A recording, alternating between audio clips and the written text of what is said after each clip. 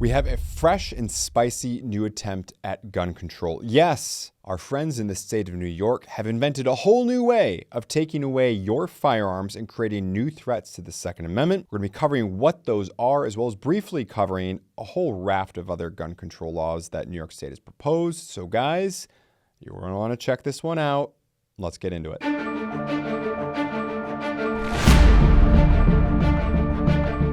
In October of 2024, the governor for New York signed a whole raft of gun control bills. Imagine that. Among them, I'm just going to quickly check them off until we get to basically the worst one that I want to inform you about. I want to be very clear, I don't like any of these, so don't confuse me for kind of skipping over these as somehow I don't care. It's just that the novelty of the attack on the Second Amendment is so interesting and new and dastardly all at the same time that I really just want to focus most of the attention on the last one. So the very first one deals with basically requiring firearms dealers and gunsmiths to post warning signs in their places of business and to distribute warnings at the point of sale stating that firearms increase the risk of suicide, death during domestic disputes, and or unintentional death of children. I wonder if they do that when you go to buy a swimming pool or a lawnmower or about, a million other things that can promote bad outcomes, like, I don't know, car, alcohol, but hey, you know what? Let's just keep this going. The next one basically beefs up red flag laws in New York State. We're talking about extreme risk protection orders. I'm inferring from it that it's basically closing, I'm sure, what they would call a common sense loophole, whereby right now, if you have a red flag law put against you, which are, by the way, very, very common in New York State, to the tune of over 22,000 issued since August 25th of 2019 when they first went live.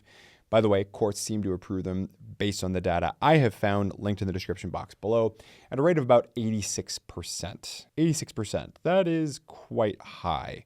What do you make of that? Is that good news, bad news, no news? What do you make of that? But moving ahead, basically now it looks like if you are put on an extreme risk protection order, no more purchasing firearms, and you are effectively flagged so that law enforcement can see that you're a prohibited possessor while that red flag law is going on for you. So that's basically the substance of that bill. And there's several others that you can find both linked as well as listed in the description box below. So if you're curious, check that out. I instead want to focus on bills S736 5B/A10053A. Good old 10053A. I know you're all talking about it.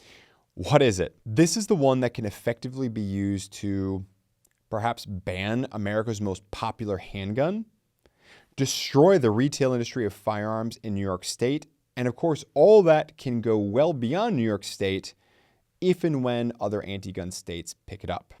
What are we talking about? They're basically targeting Glock switches. What's a Glock switch? A Glock switch is a device that's very illegal, and it can be used to quickly modify your perfectly legal and very commonplace Glock into effectively an undocumented machine gun. It's become, unfortunately, quite popular in some rather rougher spots of the country, and it's obviously climbed up on the radar of anti-gunners. I'm not convinced it's on their radar because they genuinely have fear for it. I'm sure that's part of it. But look at the nifty backdoor gun control that they can do. So there's two parts to this. Follow me. You're going to want to hear them. Very quickly, I actually had two big things I wanted to cover in this one video, but I realized they're way too big and the video is going to be way too long if I try to do them both. So this is one of the two things that New York State just did.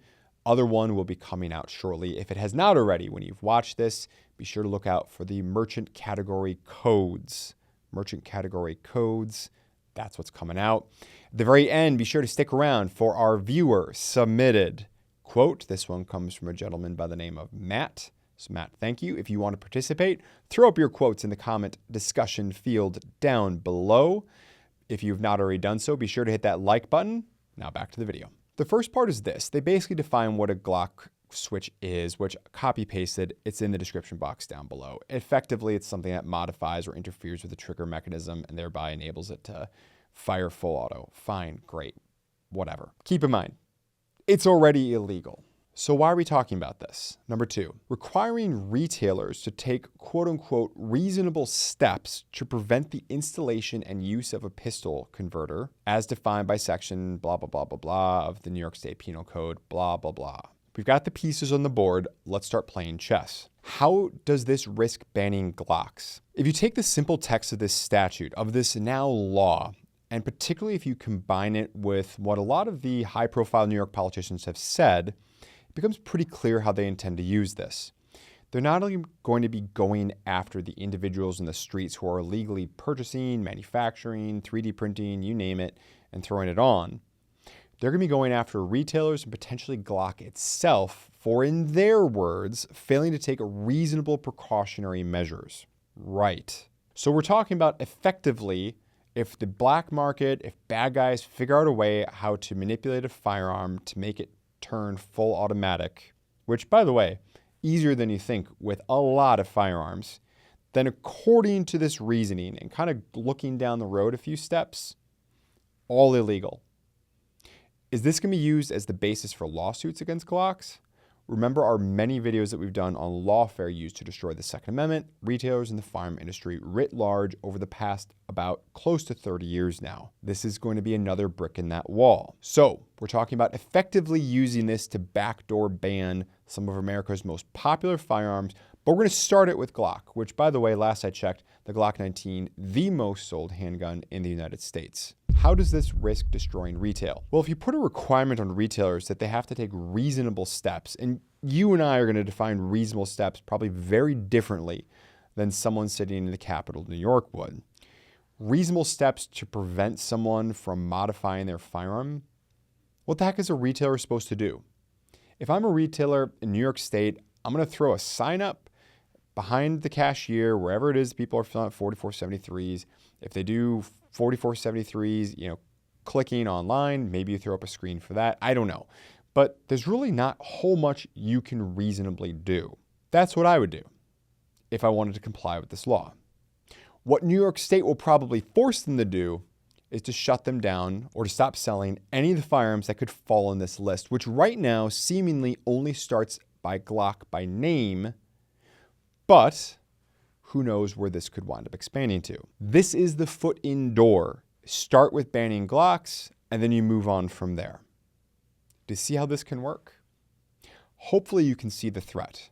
What do you think is going to happen? Let me know in the comments section below. Be sure to hit that like button if you've not already done so. Am I overreacting to this, or am I underreacting to it? And this is actually way worse than I'm actually giving it credit for.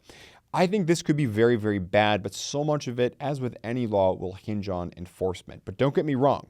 It is bad and unconstitutional on its face, let alone if we look at the potential implications of where it can travel to. And let's go ahead and close with another viewer-submitted quote. This one comes from viewer Matt Covers Tech. Matt, thanks for checking us out. He cites Winston Churchill, who said, "Success always demands a greater effort," end quote. If you can't tell, Winston Churchill, while a character, someone that I enjoy pulling quotes from as well.